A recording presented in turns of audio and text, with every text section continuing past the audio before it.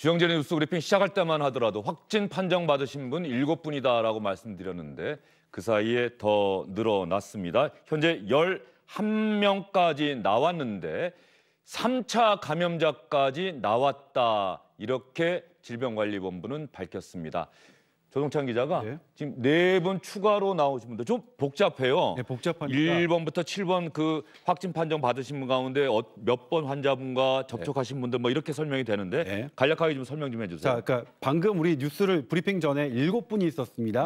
1, 2, 3, 4, 5, 6, 7인데 1번 환자는 이제 중국 국적이고요. 뭐 그것만 다른데 이제 국적은 이제 우리가 좀 헷갈리니까 따지지 말고 7분이 있었는데 7분 중에서 6번 환자만 좀 특이했습니다. 7분은 전부 다 중국을 갔다 오신 분이에요. 그리고 단발성 감염이라고 하는데 사실은 이거는 많더라도 별 문제가 안 됩니다. 사실 여기서만 막으면 방역 아주 잘한 거예요. 근데 6번째 환자가 문제였어요. 6번째 환자는 3번 환자로부터 이게 감염이 된 거예요. 그러니까 이거는 우리나라에서 감염이 이루어졌다는 거예요. 그래서 6번 환자가 되게 이제 의미가 있었는데 오늘 이제 추가로 지금 4명이 있었는데 4명 중에 8번 환자는 단발성이에요. 그러니까 7번 환자랑 같은 비행기를 타고 온 분이에요. 그러니까 이분은 요분은 이제 의미 있는 게 아니고 현재까지는. 근데 9번 환자는 5번 환자랑 접촉한 분이에요. 2차 감염이죠. 그다음에 10번 환자, 11번 환자는 6번 환자하고 접촉한 분이에요. 그러면 얼핏 보면 2차 환자라고 생각될 수 있지만 이건 6번 환자 자체가 2차 환자이기 때문에 6번 환자로부터 감염이 됐으니까 이걸 3차 감염이라고 하거든요. 그래서 정은경 질병관리본부장이 10번, 11번 환자는 아직 추가적인 유전자 검사는 나오지 않았지만 3차 감염으로 추정된다라고 얘기를 한 거죠. 그래서 지금 현재 우리나라에서 벌어진 게 지금 11분 중에 우리나라에서 감염이 확인된 게 4분이 되는 겁니다. 4분이 되는 거고 그다음에 이제 우리가 또 중요한 게 뭐냐면 이 확진 환자들이 또 누구를 만나느냐가 되게 중요한 관건이에요. 그렇죠. 6번 환자분과 그 가족들 2명이 추가로 확진 판정을 받았다. 그런데 이분들은 3차 감염자다. 2차 감염에 이어서 3차 감염이라는 표현까지 등장을 했습니다. 조금 전에 교수님께서 말씀하셨던 것처럼 우리 지역사회 내 전파, 중국으로부터의 감염이 아니라 우리 대한민국에서의 전파가 이루어지고 있는 뭐 일종의 중요한 계기다, 긴장해서 지켜봐야 될 대목이다 이렇게 생각하십니까? 예, 맞습니다. 지금 시스템이 허술하다는 거에 대한 반증이거든요. 실질적으로 3번 환자가 처음에 증상 발생 시기를 앞당기면서 그 접촉자의 대상이 74명에서 95명으로 확대되지 않습니까? 그렇죠. 확대되면서 그 추가되는 환자들 그리고 그 이전 그 1시에서 7시에서 1시로 당겨지면서 그 사이에 있었던 접촉자들이 실제적으로는 일상 접촉자인지 밀접 접촉자인지 다시 한번 검증을 했어야 되는데 정부가 그거를 놓치고 오류를 인정을 한 겁니다. 사실 그때 오류를 범하지 않았다면 3번에서 6번으로 전파하는 거나 아니면 9번, 10번, 11번, 아니 9번은 아니고 10번째, 11번째, 6번 환자의 가족들까지도 예방할 수 있지 않았을까 하는 좀 아쉬움이 드는 대목인 거죠. 조금 전에 브리핑 통해서 밀접 접촉자로 분류하지 않은 데 대해서는 질병관리본부가 실수가 잘못이 있었다라고 인정을 한 거죠. 교수님 말씀처럼. 근데 여기서 저희가 좀 아쉬운 거는 저희 중국 정부가 무증상 감염 있을 수 있다. 그리고 잠복기 내에서도 감염이 있는 것 같다라고 발표를 했습니다. 사실 이제 이게 학문적 용어라면 잠복기 내에서는 감염이 있을 수 없습니다. 감염이 생기는 순간, 전파력이 생기는 순간 그건 잠복기가 아니기 때문에 학문적으로는 잠복기에 감염이 없다는 말은 맞아요. 근데 이런 거를 왜 중국 보건당국 그리고 세계보건기구는 무증상 감염자도 있을 수 있다고 얘기했냐. 증상이 너무 애매하니까 본인이 무증상이라고 느낄 수가 있단 말이에요. 실제로 바이러스는 전파되는데. 그래서 세계보건기구마저도 무증상 감염자에 대해서 가능성이 있다라고 했는데 우리는 정부는 그거 별로 과학적인 근거 없다 이렇게 대처했기 때문에 6번 환자가 증상이 있던 게 호텔에 들어간 이유라고 했는데 나중에 따져보니까 1시부터더라. 이렇게 해서 5시에, 그러니까 오후 5시에 밥 먹은 사람들은 사실은 증상이 발현되기 이전 사실상 잠복기에 만난 거니까 별 위험성으로 안 봤는데 나중에 보니까 그건 아닌 것 같다. 이게 우리가 실수라는 건데 이건 우리 애당초 정부의 태도가 이런 실수를 낫게 한 결과가 아니었나 이런 생각이 좀 드네요. 지금 또 들어온 뉴스를 보면 말이죠. 6번째 확진 판정 받으신 분, 지금 가족 2분이 양성 판정을 받았고 그래서 이 6번째 확진 환자분은 3차 확진자와 한일관에서 식사를 한 우리나라 내에서의 감염, 그래서 2차 감염인데 이제 가족분들은 또 이분으로부터 감염됐기 때문에 3차 감염인데 이 6번째 확진 환자분의 따님이 네. 어린이집 교사로 확인이 돼서 지금 그래서 그 어린이집 교사가 양성인지 아닌지가 사실 제가 좀 되게 궁금한 지금 점인데 가족 2명이라고만 표현이 됐어요. 그러면 걱정은 이 원생 29명과 접촉을 했다는 사실까지는 지금 확인이 된 모양입니다. 어린아이들은 특히 또 면역력이 약하다, 감염되기가 상대적으로 쉽지 않을까 이런 걱정이 좀 되는데 말이죠. 예, 일반적으로는 어린이들은 성인보다의 면역력은 취약한 상태이고요. 더더욱이 전파력이 강한 이유는 학교나 시설 내에서 집단으로 있기 때문이죠. 그만큼 노출이나 그 밀접 접촉의 가능성이 높다는 것 때문인데요.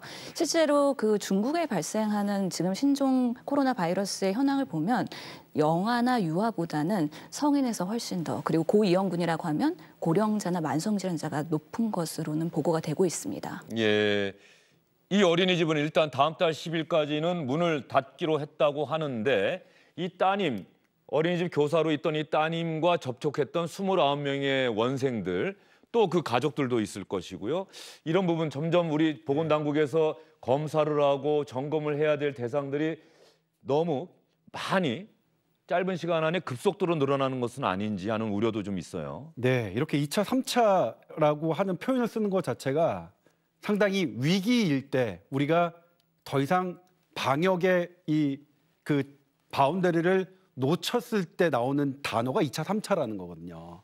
그러니까 방금 우리 주앵커께서 말씀하셨듯이 그러면 거기 원생들과 했던 어머니들 또 어머니가 만났던 다른 사람들 그렇죠. 이렇게 꼬리에 꼬리를 물면 사실상 어렵거든요. 지금 중국 현재가 중국이 지금 하루에 2,000명씩 증가하고 있는데 몇만 명이 증가되는 건 시간 문제라고 생각하거든요.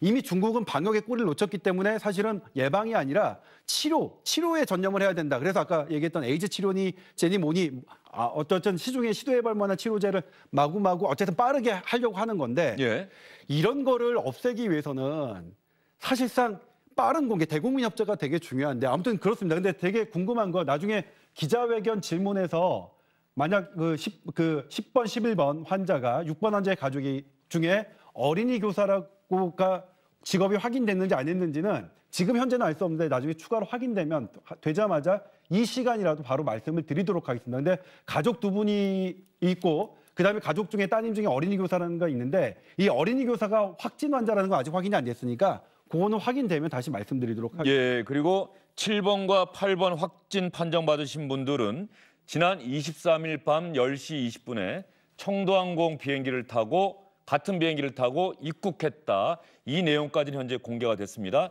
23일 밤 10시 20분에 청도항공 비행기를 타고 입국을 했다. 이 같은 비행기에 또 타고 계셨던 분들도 아마 또 질병관리본부 보건당국에서 일일이 또 확인을 해야 되는 상황이 돼버렸어요. 7번 환자는 밀접 접촉자가 2명이었다라고 얘기했는데 8번 환자에 대해서는 얘기하지 않고 있습니다. 그러니까 8번 환자가 누구랑 컨택했는지는 아직 조사가 안 돼. 조사 중이라는 얘기겠죠. 그리고 10번, 11번 환자도 이제 확진 판정을 받았으니까 이분들이 만났던 사람들도 또 우리가 해야 되거든요. 그러니까 10번, 11번 환자와 밀접 접촉했던 사람들도 또 관리 대상 안에 들어가는 거죠. 점점 범위가 늘어날 겁니다. 근데 이제 제가 지금 가장 궁금한 건 제가 저 현장에 있었으면 5번 환자가 25일 봤던 영화관의 사람은 도대체 관람객이 몇 명이며 그들은 어떻게 할 건지가 사실 여기서 좀 나왔으면 좋겠는데 또 제가 아까도 말씀드린 것처럼 그 상영 시간이 몇 시 영화였는지 그렇죠. 그때 몇 분이 같은 시기에 같은 공간에서 그 영화를 봤는지 특히 인접한 곳에 있던 분들은 어떤 분들이었는지 왜냐하면 표가 요즘은 다 나오니까 말이죠. 그렇죠. 그분들은 일단 가장 가까이 계셨던 분들 바로 앞에 계셨던 분들 이런 분들은 빨리 검사를 해야 되는 것 아니겠습니까? 예, 실제로 자석의 위치까지도 좀 자세하게 공개를 하면 그 주변의 자석 확인을 한 후에 좀 더 적극적으로 대응할 수 있기 때문에 지금으로서의 확산은 그래도 늦었지만 조기 대응할 수 있지 않을까 생각이 드네요. 지금부터라도 더 철저하게 그리고 더 많이 정보를 공개해서 이 확진 판정 받으신 분들과 같은 공간, 같은 시간에 같은 공간에 있었던 분들에 대해서는 전수조사를 빨리 해야 되겠다는 생각이 들고요. 결과적으로 보면 일상 접촉자가 아니라 결과적으로 다 밀접 접촉자가 감염이 됐다 이렇게 볼 수가 있겠네요. 왜냐하면 6번 이 환자분도 사실상 밀접 접촉자였는데 우리 보건당국에서 일상 접촉자로 잘못 분류했다고 아까 과오를 인정을 했기 때문에 그러면 여기서 궁금한 건 아까 신 교수님이 3번 확진 환자 지금 명지병원에서 치료를 받고 있다고 하는데 식사를 하신 분이 한 분 더 있었다고 했잖아요. 네, 맞습니다. 그분에 대한 왜 검사 결과는 또 이번 브리핑에서 공개되지 않았을까 또 궁금해지네요. 예, 실제로 음성이어서 얘기를 안 한 건지 아니면 아직 결과가 안 나왔는지 이런 것들에서 좀 더 명확하게 얘기를 해주는 것이 지금 상황에서는 오히려 과하게 뭔가 오해를 하거나 그런 우려를 일으키지 않을 수 있는 정확한 메시지인데 그런 것들이 없었던 것이 좀 아쉽습니다. 그러면 신종 코로나 바이러스가 확진 판정을 받으신 분으로부터 다른 분으로 감염이 되는데 똑같이 뭐 비말이 전파가 됐지만 면역력 상태에 따라서 들어왔지만 그 코로나 바이러스를 이겨낼 수 있는 그런 분들도 있는 겁니까? 감염되지 않는 분들도 있을 수 있습니까? 아직까지는 정확한 정보가 없기 때문에 어떤 경우에 이게 정말 잠복기에서 증상으로 발현되면서 중증으로 가는지에 대한 정확한 정보가 없는 상황입니다. 그렇기 때문에 얼마나 가깝게 얼마나 오래 있어야지 이게 전달이 되며 똑같은 바이러스 균을 받았다 하더라도 우리 내에서 어떻게 대응이 될지에 대해서는 명확하게 얘기할 수 없는 거죠. 하지만 그런 사례들을 모아보다 보면은 우리가 어느 정도의 추정을 할 수 있기 때문에 실제로 같이 밥을 먹었을 때 누구는 감염이 되고 누구는 감염이 안 됐는지 실제로 그러면은 같은 국을 떠서 먹었는지 예. 이런 자세한 것까지도 세밀하게 역학조사가 이루어져야 되는 부분이죠. 4번 확진 환자로부터 7번 확진 환자가 발표될 때까지는 며칠 사이에 공백기가 있었어요. 네. 그런데 어제부터 오늘까지 하루 사이에 사실은 7분의 확진 환자가 나온 셈입니다. 네. 그러면 오늘 오후에 추가 브리핑 하겠다고 아까 예고를 하더라고요. 네. 오늘 오후 늦게 있을 추가 브리핑을 통해서 추가 확진자가 더 나올 가능성도 있어 보입니까? 지금 저한테 저희 취재원으로부터 지금 제보가 들어왔는데 아까 질병관리본부 브리핑에서는 5번 환자로부터 한 명이만 추가됐다라고 돼 있는데 그렇게 돼 있죠. 예. 제가 지금 제보받은 거는 5번 환자로부터 2명이라고 이제 제보가 왔는데 이것도 확인해 봐야 될 것 같습니다. 그러니까 실은 이게 각 지자체로부터 정보가 들어오는 과정이라서 뭐 이런 혼선은 있을 수 있습니다. 그러니까 이따가 오후에 뭐 브리핑을 하거나 혹시 자료를 배포할 때 지금 말했던 환자의 수는 좀 변동될 수 있겠고요. 그리고 우리가 앞서 논의했던 그 6번 환자, 3번 환자와 함께 식사를 했던 영등포구에 사는 그분의 결과도 함께 나올 수 있을 것 같은데 근데 지금 검사를 받고 있는 사람들이 많아서 사실은 저희가 예상했던 것보다 더 많은 숫자가 나올 수도 있고요. 아니길 바라지만 사실 지금 4명의 환자도 저희가 예상했던 것보다는 더 많지 않습니까? 그래서 그거는 정부도 지금은 이 자료를 추합하는 단계에서 여러 가지 혼선이 있을 것 같은데 저희가 오늘 8시 뉴스를 통해서 이렇게 오늘 현재까지 나왔던 사실들은 정확하게 정리해서 다시 보도를 해드리도록 하겠습니다. 예, 조동찬 기자가 저희가 아까 브리핑 도중에 현장을 끊고 저희가 이야기를 이어갔는데 브리핑에서 추가로 나온 내용이 있는지 좀 더 확인을 해주시고요. 저희는 잠시 중국 상황, 신종 코로나 바이러스가 처음으로 발견이 된 중국 상황 좀 알아보도록 하겠습니다. 확진 환자가 빠르게 늘고 있고 사망자도 많이 늘고 있다고 하는데 걱정이 아닐 수 없습니다. 아직도 중국 우한에는 귀국을 기다리고 있는 우리 교민분들도 있습니다. 정성엽 특파원이 연결돼 있네요. 정성엽 특파원. 네, 베이징입니다. 지금 중국 상황 어떻습니까? 현재까지 확진자 집계가 9,700명을 넘어섰습니다. 하루에 2,000명이 늘었으니까요. 내일이면 10,000명을 훌쩍 넘을 것 같습니다. 17년 전 사스 당시 전 세계 감염자 수가 8,300명 정도였는데 이걸 훌쩍 뛰어넘었습니다. 사망자도 현재까지 213명, 어제부터 40명 이상 늘었습니다. 여전히 우한이 있는 후베이 지역에서 확진자와 사망자가 집중되고 있는 상황이긴 하지만 이 확진자 수는 저장, 광둥, 베이징, 상하이 이렇게 인구 많은 지역에서도 꾸준히 늘어나고 있습니다. 이미 중국은 티베트까지 포함해서 전 지역에서 감염자가 나오는 상황입니다. 우한은 이미 도시가 봉쇄됐다고 들었는데 인접 지역, 다른 지역들에 대한 조치는 어떻게 이루어지고 있습니까? 네, 말씀하셨다시피 바이러스 발원지죠. 우한은 출입을 완전히 틀어막았고요. 우한 인근에 있는 이 후베이성 도시들도 이동 교통망을 차단했습니다. 중국 춘제 연휴도 원래는 어제까지였습니다만은 다음 달 2일까지 연장이 된 상황입니다. 회사 출근 날짜나 학교들의 개학 날짜도 그보다 훨씬 더 늦춰진 상황입니다. 사람들의 움직임을 최소화해서 바이러스 전파를 막겠다는 조치입니다. 이곳 베이징에서도요, 시외에서 시내로 들어오는 버스를 다니지 못하게 하고 있고요. 지하철 이동이나 심지어 제가 저희 사무실에 들어올 때도 체온 검사를 받아야만 들어올 수가 있습니다. 이 사람이 모이거나 이동하는 걸 최대한 하지 말라는 겁니다. 중국 전역에 방역 비상이 걸려 있는 상황입니다. 중국 정부가 우한을 다녀온 사람들을 강제로 격리 조치하고 있다는 얘기도 들리던데요.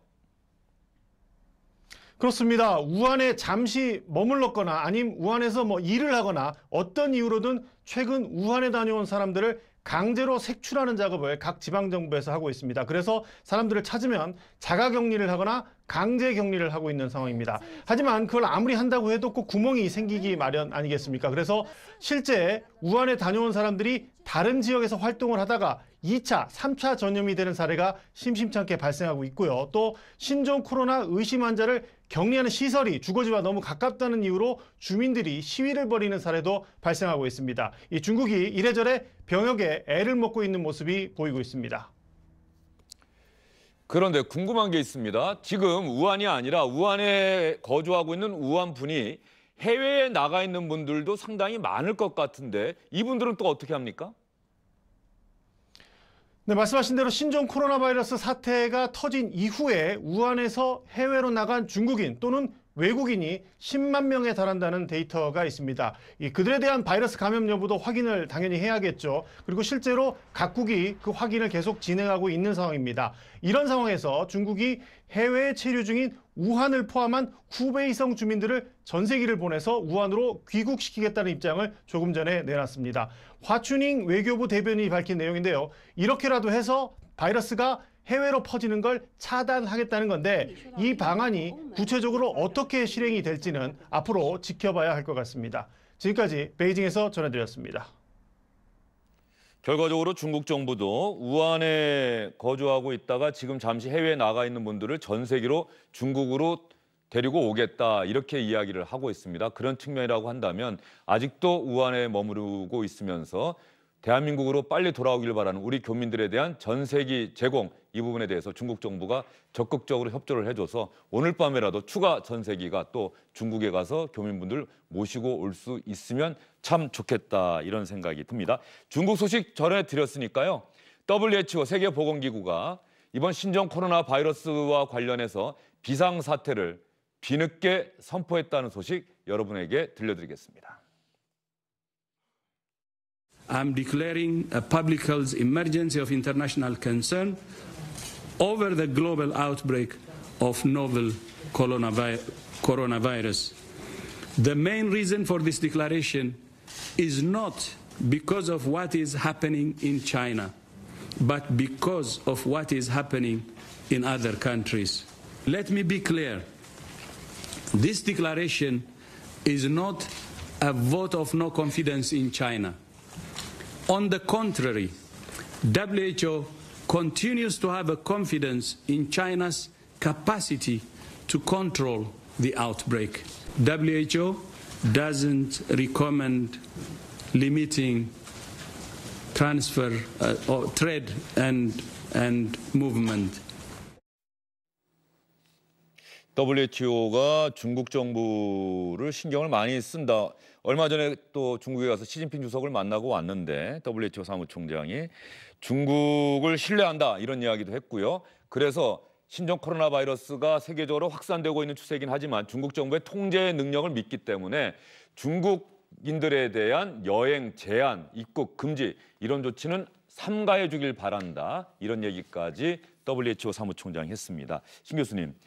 WHO가 비상사태를 선포한다는 게 구체적으로 어떤 의미입니까? 우리에게는 그게 어떤 의미를 담고 있는 거죠? 실제로 그런 비상 사태를 선포할 수 있는 기준, 판단 기준이 있습니다. 그러면서 그 기준을 보면은 이게 단지 한 지역에서의 그런 리스크가 아니라 이 감염병이나 예측 못하는 일반적이지 않은 그런 사태들이 해외 각지에서 일어나고 있다라는 의미에서 이게 점점 질병이 전파하고 있다는 걸 인정한 거거든요. 그런 면에서 WHO가 각국, 중국 외 다른 나라에서 이렇게 유포되는 상황을 판단하여서 국제적인 비상 사태를 선포한 거는 정당했다라고 판단이 됩니다. WHO가 결과적으로 지난주에도 비상사태 선포 여부 이 문제를 논의를 했는데 그때는 안 했습니다. 그리고 좀 늦게 어제 비상사태를 선포했는데 비상사태를 선포할 만큼 중국 우한의 상황이 심각하다. WHO가 결국 이렇게 판단을 한 것이지요. 그렇다고 한다면 지금 중국 우한의 상황은 어떤지 SBS 비디오 머그팀이 만든 영상이 있습니다. 이 영상 보시면 여러분도 그 심각성을 같이 느끼실 수 있을 겁니다.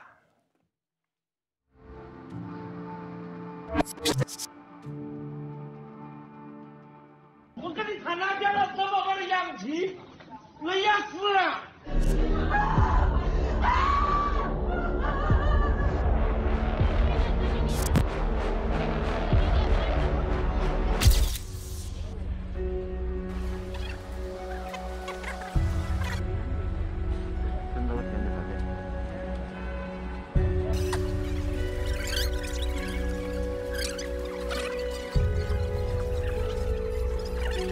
我跟你谈那边了，怎么个氧气？我要死了！ 你看摘下口罩咳嗽呢，我们每每吵架累都要累死了，天天上班一天休息都没有。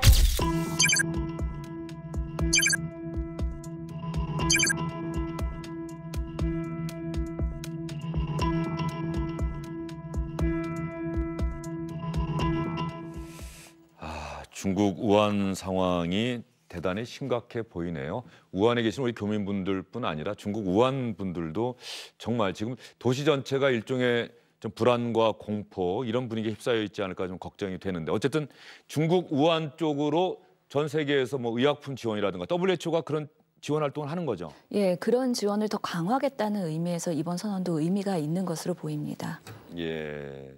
중국 우한에는 아직도 귀국을 기다리고 계시는 많은 교민분들이 있는데 오늘 밤에라도 다시 전세기가 갈 수 있을 것이다. 이런 이야기는 나오고 있는데 아직 중국 정부와 최종 협의는 끝나지 않은 상황입니다. 중국 정부와 우리 외교부가 계속해서 협상을 진행하고 있다는 소식 여러분께 말씀을 드리도록 하겠습니다. 조동찬 기자. 네. 지금 조금 전에 브리핑 내용에서 11명까지 확진자가 나왔다는 얘기까지 저희가 구체적으로 전해드렸는데 네. 그다음에 추가로 더 브리핑 된 내용이 있습니까? 지금 현재는 확인이 안 되고 있습니다. 저희가 지금 질문이 이어지고 있는데 아직 저희 보도 시스템도 이게 아직 진행되고 있어서 아직은 아닌데 추가로 나오면 말씀드리겠습니다. 근데 방금 이제 세계보건기구에 대해서 말씀드렸는데 사실 세계 언론들은 세계보건기구를 상당히 비판하고 있습니다. 상당히 늦었다. 그리고 지금 세계보건기구는 국제 공중보건 비상사태를 선포하면서도 중국인의 출입 금지나 여행 자제나 아니면 교역 금지 같은 실질적인 조치를 하지는 않았습니다. 사실 그런 실질적인 조치가 있어야 뭐 비상사태의 의미가 있는 거지 않습니까? 그러면서 하는 말이 중국 당국이 이번 신종 코로나 감염증을 통제할 만한 능력이 있고 그들을 믿는다라고 얘기했습니다. 그런데 중국 보건당국이 신종 코로나 감염증을 믿는 거는 딱 제가 보기엔 두 군데밖에 없는 것 같아요. 중국 당국과 세계보건기구. 예. 이미 미국 CDC, 우리나라 확제 전 세계 학계는 그걸 안 믿는데 세계보건기구는 믿어요. 예를 들면 미국 질병관리본부는 뭐라고 언급을 했냐면 공식적으로 중국 정부의 더 투명한 정보 공개를 촉구한다. 당신들 너무 감추는 것 같으니까. 미국은 공식적으로 얘기했는데 세계보건기구가 완전 다르죠. 그런 면에서 어떤 게 의심받냐면 2017년부터 중국은 세계보건기구에 우리나라 돈으로 10조를 투자하기로 했었죠. 네. 이런 돈의 논리가 작용하는 게 아니냐 이런 기사들이 외신을 통해서 많이 나오고 있습니다. 그리고 지난주에 시진핑 중국 주석이 신종 코로나 바이러스를 악마라고 비유하면서 우리는 이 전쟁에서 승리할 것이다라고 하는 이야기를 했는데 그 이야기를 한 상황이 바로 WHO 사무총장과 만나는 자리였습니다. 지난주에 WHO 사무총장이 중국을 방문해서 시진핑 주석을 만나고 왔다. 그런 맥락까지 여러분께서 헤아리신다고 한다면 조금 전에 조동찬 기자가 했던 이야기 여러분께서 더 잘 이해하실 수 있지 않을까 이런 생각이 듭니다. 지금 신종 코로나 바이러스 관련해서 조금 전에 아까 브리핑 과정에서 마지막 질문이 가짜 뉴스와 관련한 질문이 나왔어요. 뭐 5번째 확진 환자의 이동 경로와 관련해서. 그러면 3번 확진 판정 받으신 분이 명지병원에서 치료를 받고 계시다고 하는데 이분도 지금 언론 기사 이런 모니터 상태가 안정적이니까 그런 기사들은 다 보실 수 있겠네요. 실제로 언론에서도 전화 인터뷰를 하신 상태입니다. 그렇기 때문에 그 언론의 보도를 보면 음압병실 안에서 뉴스 모니터링을 하시면서 정신적인 스트레스를 상당히 받고 계신다는 거고요. 일부 언론 인터뷰할 때는 좀 억울한 측면이 있다. 물론 여러 강남 일대를 돌아다녔기 때문에 그런 것들이 본의 아니게 피해가 되긴 했지만 본인은 입국할 때는 증상이 없었거든요. 그런데 증상이 발현하고 1339에 신고를 하면서 지금 현재 정부 시스템의 절차에 따라서 하긴 했는데 그럼에도 그 언론의 질타 그리고 시민들의 질타가 본인들에게 오기 때문에 정신적인 스트레스가 상당한 것으로 알려져 있습니다. 그런 인터뷰를 했었어요. 3번 확진 환자 직접 조동찬 기자 인터뷰했습니까? 그러니까 병원 관계 갈 수가 없으니까 병원 관계자를 통해서 질문을 드렸고 어떤 부분이 제일 억울하냐 그리고 지금 현재 심정 어떠냐 여쭤봤는데 어떤 말씀을 하시냐면 공항을 빠져나왔다고 어떤 기사가 나왔는데 자기는 빠져나온 게 아니라 당당하게 걸어놨다. 아무도 제지를 안 했다. 두 번째 제일 먼저 찾아간 게 어머니다. 어머니. 내가 그렇게 감염된 걸 알았다면 내가 어머니를 제일 먼저 찾아가는. 사실 어머니도 지금 집중 감시 대상, 능동 감시 대상자로 선정해서 바꾸고 있거든요. 다만 이제 이렇게 돌아다니는 거, 내가 이렇게 전파력이 있는 거를 있는데도 불구하고 돌아다니는 건 상당히 국민들께 죄송하게 생각한다. 하지만 자가 신고하고 확진받은 사람을 이렇게 비난하면 누가 자진 신고를 하겠느냐 그런 부분도 조금 헤아려달라 이렇게 말씀을 좀 하셨습니다. 조동찬 기자, 6번 확진 환자 그분은 어떤 일을 하시는 분인지 혹시 압니까? 근데 보건소에 근무하시는 분 맞습니까? 그렇진 않은 것 같습니다. 오늘 사실은 한 정치인이 이해찬 민주당 대표가 뭐 보건소에서 근무하시는 분이다라고 해서 그러면 이거 저희가 이제 대충 이분의 이거는 파악하고 있었거든요. 근데 보건소에 근무하시는 그런 위치에 있는 게 아니라 학교 동문으로 이렇게 되는 건데 이러면 또 다른 감염자가 아니냐고 생각했는데 바로 민주당에서 더불어민주당에서 기자들에게 자료를 배포했습니다. 착각이었다. 이해찬 대표 발언 여러분 한번 들어보도록 하겠습니다. 집권당의 대표가 한 이야기입니다. 다행히 2차 감염자는 보건소에 근무하시는 그 분야에 종사하시는 분이 감염이 됐기 때문에 아직은 전반적으로 확산됐다고 보기는 어렵습니다. 전체적으로 일반적으로 확산되지 않도록 만전을 기해야 될 것 같습니다. 하지만 이곳에 대해서 이후에 이해찬 대표가 발언한 2차 감염자 보건소 근무자라는 발언은 착각에 의한 실수라는 점을 밝힙니다. 사실 아닌 내용이 보도되지 않도록 협조 요청 드립니다. 이렇게 다시 문자를 보냈습니다. 이해찬 민주당 대표 아직까지 본격적인 확산세가 아니다라고 하는 점을 강조하는 차원에서 저 이야기를 한 것 같은데 문재인 대통령까지 직접 나서서 가짜 뉴스는 국민의 안전을 저해하는 중대한 범죄 행위라고 했고요. 민주당은 가짜 뉴스 엄단 방침을 아주 오래전부터 계속해서 강조해 왔습니다. 이해찬 대표의 의도가 그것은 아니라고 하더라도 확인되지 않은 내용을 집권당 대표가 섣부르게 이야기했다라고 하는 측면에서는 뭐 비판을 받을 수 있다, 비판받을 여지가 충분하다 이런 생각이 듭니다. 바로 민주당에서 정정하기는 했습니다. 이렇게 잘못된 발언은 바로 정정하는 모습도 꼭 필요하다 이런 생각이 들고요. 교수님 이제 주영진 뉴스 브리핑은 마무리할 시간은 됐는데 시청자분들께 꼭 당부하고 싶은 말씀 좀 해주세요. 지금 너무 걱정들이 많아지실 것 같은데. 실제로 제가 오늘도 진료하면서 저를 찾아온 환자분한테 여쭤봤습니다. 그래도 불안하지 않으셨어요? 어떻게 오시면서 많은 가족들이 안 가는 게 좋겠다라고 권고 받으면서 오셨더라고요. 확진 환자가 그 병원에 있는데 거기를 왜 가느냐 뭐 이런 취지입니까? 예, 사실 명지병원도 환자가 많이 줄은 상태입니다. 이럴 때일수록 우리가 의료 인용을 더 현명하게 할 필요가 있는데요.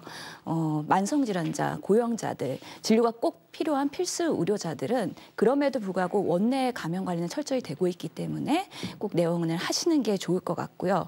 이럴 때일수록 우리가 감염에 대한 예방 수칙 꼭 다시 한번 지키고 꼼꼼히 볼 필요가 있는데 3가지, 손 씻기, 마스크, 기침 예절입니다. 그 3가지. 기억. 알겠습니다. 손 씻기, 마스크, 기침 예절. 기침은 그냥 예전에 손으로 막으면 된다고 했지만 제가 어제도 표현을 했습니다만 이렇게 막아야 된다는 거죠? 네, 소매로 가리거나 아니면 휴지나 손수건을 갖고 다니면서 가리시는 게 좋겠습니다. 알겠습니다. 손 씻기, 마스크, 기침 예절 다시 한번 여러분께 강조드리겠습니다. 두 분 오늘 긴 시간 수고 많으셨습니다.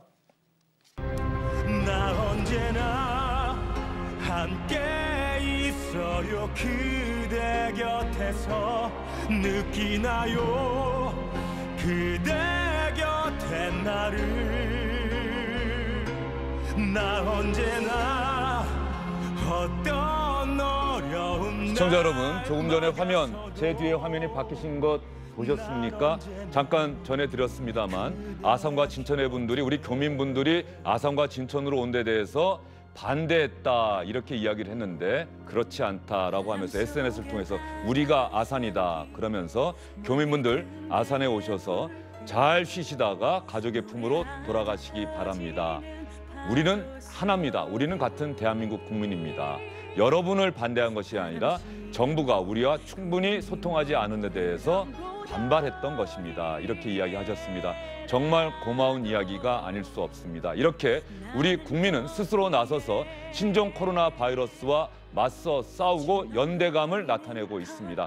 정치권에서도 신종 코로나 바이러스를 정치적 공세의 하나의 수단으로 활용하지 마시고 머리를 맞대고 해법을 찾아가고 정부를 독려하고, 그래서 정부의 잘잘못은 이번 사태가 마무리된 다음에 따끔하게 따져 묻는 그런 자세가 필요하지 않을까 싶습니다. 아산과 진천의 시민분들에게 박수를 보내면서 주영진의 뉴스 브리핑 오늘은 여기서 인사드리겠습니다. 고맙습니다.